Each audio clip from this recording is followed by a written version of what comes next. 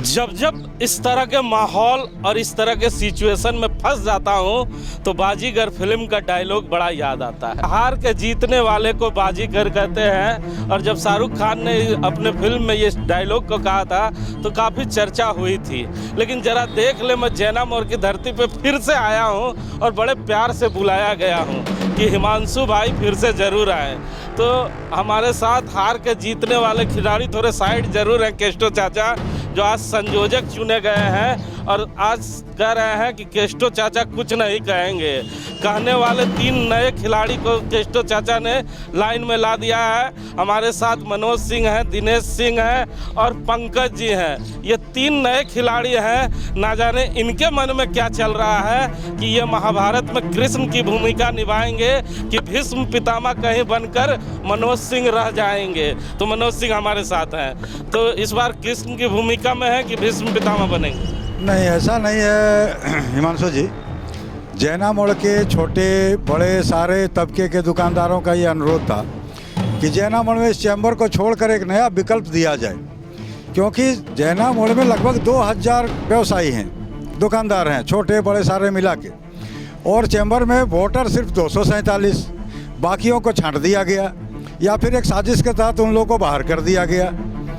इसलिए उन दुकानदारों के आग्रह पर, उन लोगों के अनुरोध पर हम लोगों ने एक जैना मोड़ व्यवसायी संघ का गठन किया है। इसमें आम खास छोटे बड़े सभी तबके के दुकानदार रहेंगे। वो सारे लोग अपनी बातों को रख सकेंगे, उनकी बातों को गंभीरता से सुना जा सकेगा, उनका समाधान किया जा सकेगा। ये तो जो संघ का गठन किया गया ये दुकानदारों के लिए भी है और ग्राहकों के लिए भी है। ग्राहक को भी असुविधा होगी तो हमारे पास आ सकते हैं, दुकानदार को भी असुविधा होगी तो हमारे पास आ सकते हैं। उन सारे लोगों का समस्याओं का समाधान होगा। बस इसी के लिए जैना मोड़ व्यावसायिक संघ का गठन किया गया है। सुना ना आपने, एक शख्स और हैं, क्योंकि जब मैं इस जगह से घमासान करा के गया था तो लोगों ने मुझे टेलीफोन करके कहा, हिमांशु भाई बड़ा धन्यवाद आपका कि आपने जैना मोड़ की धरती पे घमासान कराया और व्यवसायियों में एक नई ऊर्जा आई है और व्यवसायी अपने अधिकार के बारे में जानना चाहते हैं। मुझे बड़ा खुशी हुई कि जैना मोड़ के इस मंदिर पे कई बार आया हूँ और एक शख्स का नाम सुनकर हमेशा चला जाता था। घमासान के बाद ये भी शख्स बाहर निकले हैं, नाम दिनेश सिंह है, आप जानते ही होंगे, मैं बता रहा हूँ। सिंह साहब हमारे साथ है। सिंह साहब, कौन सी बेचैनी इस बार आपके जहन से बाहर निकली है? कई बार चैम्बर का चुनाव हुआ, चुपचाप रहा करते थे, इस बार क्यों बेचैनी छा गई है? क्या हो गया जैना मोड़ में कि वो दबे लोग भी अब बाहर आने लगे जो कभी कभी दिखा करते? देखिए हिमांशु जी, मूलतः बात यह है कि ये जो आज जो प्रसंग आप देख रहे हैं ये भीष्म पितामह और ये मामला नहीं है। ये पिछले 15 सालों से एक खास वर्ग का दबदबा रहा है चैम्बर पर और वो अपने हितों में हमेशा चैम्बर का इस्तेमाल किया। लोगों ने ये संभावना जताते रहा कि इस बार नहीं, इस बार बदलाव होगा। लेकिन वो हाँ, जैना मोड़ में जहाँ 2000 की आबादी में चैम्बर है वहाँ लोग अपने हित में मात्र 200-250 चैम्बर का सदस्य बना कर रखते हैं और वो अपने में ही जीतते हैं, अपने में ही हारते हैं। यहाँ पर जो बाकी व्यवसायी हैं, बाकी व्यवसायियों को सारा मामला से उससे हटा दिया गया है। तो ये अपेक्षा लोग देखते हुए इस बार हम लोग को भी लगा कि अगर इसी तरह से चलता रहा तो फिर वो दर्जनों सालों बीत जाएंगे, 10 साल हो जाएगा, मामला यथावत रहेगा। इसलिए यहाँ के जो समाज सेवी है, जो बुद्धिजीवी है, उसको लगा कि इस बार बाहर निकल के उस तरह से जो धूमिल छवि जो है उसको साफ करते हुए नई चैम्बर का गठन कर यहाँ पर जो 1500 से 2000 जो सदस्य है उसको इसमें लाया जाए और उसके हित के लिए जो है कार्यक्रम किया जाए। उसके हित में बंदी भी होगी, उसके हित में संयोजक बना के सदस्यता अभियान भी चलाया जाएगा, उसका अपना एक कार्यालय संचालन होगा। इस तरह से बातों को तय करते हुए इस संगठन का निर्माण किया गया है।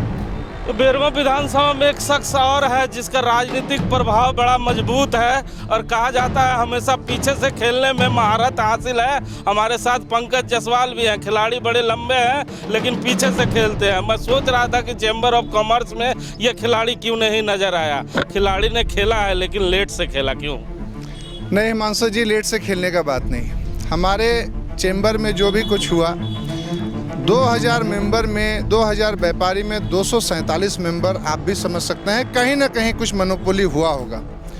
अब हम लोगों का विचार में कभी कभी कोई लोग चुप रहते हैं तो उसे कमज़ोर समझा जाता है। कमज़ोर समझने का कारण कुछ नाजायज़ फ़ायदा लोग उठा लेते हैं। तब हमें लगा कि अब पीछे से नहीं आगे से खेलने की आवश्यकता है। इस कारण मजबूरी बस आगे आना पड़ा। आपका कहना ठीक है कि हम हमेशा पीछे से ही खेलें।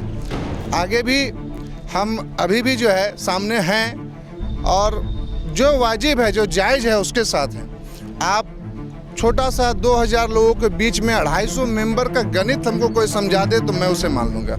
जब चुनाव में हम वोट मांगने के लिए अपने प्रत्याशी की ओर गए तो उनका कहना था कि हमारा लिस्ट में नाम नहीं। क्यों नहीं? तो पैसा नहीं दे पाए। तो पैसा नहीं देने के कारण क्या उन्हें मत देने का भी अधिकार नहीं है? हमको इस चीज़ का जवाब चाहिए। ये जवाब आपको हम लोग एक अधिवेशन कराने जा रहे हैं। उस दिन आपको वहाँ 1800 लोग दिखेंगे, सभी लोग दिखेंगे। हो सकता है और बढ़े कम हो, जो भी हो, जो हमारे साथ चलेंगे उस अधिवेशन में दिखेगा। उस अधिवेशन में हम लोग आगे का रणनीति तय करेंगे कि हम लोगों को आगे क्या करना है। वर्तमान में संयोजक हमारे किष्टो बाबा को बनाया गया है, सह संयोजक हमारे बैजनाथ चचा हैं। तो हमें लगा कि बाजार को सिर्फ एक गुट में राज करने का अधिकार नहीं है। बाजार में कोई भी एक गुट से राज करेगा, ये गलत बात है। चुनाव में जो भी लोग बाबा एक अच्छे, इतना उम्र में भी इतना कंपटीशन दे दिए, काफ़ी बड़ी बात है। 80 साल का उम्र में बाबा अगर किसी को रात दिन जगा दिए तो बहुत बड़ी चीज़ है।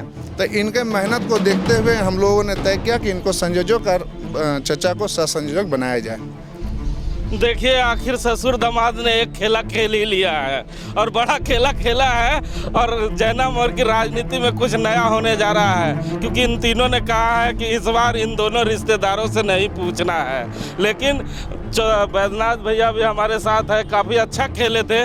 मैच जरूर हार गए हैं। हमारे साथ किष्टो चाचा जो हैं, मैच बहुत अच्छा खेले लेकिन हार गए। लेकिन हारने के बाद भी हिम्मत नहीं हारा है, एक नया समीकरण जरूर ले आया है। अब आने वाले समय में जब अधिवेशन होगा तो पंकज जायसवाल की बातों में कितनी ताकत है वो उस दिन समझ में आएगा कि पंकज जायसवाल के साथ 1800 व्यापारी हैं कि नहीं है। उस अधिवेशन का इंतजार सबको रहेगा। कैमरामैन भोला के साथ जीपी हिमांशु, जैना मोड़।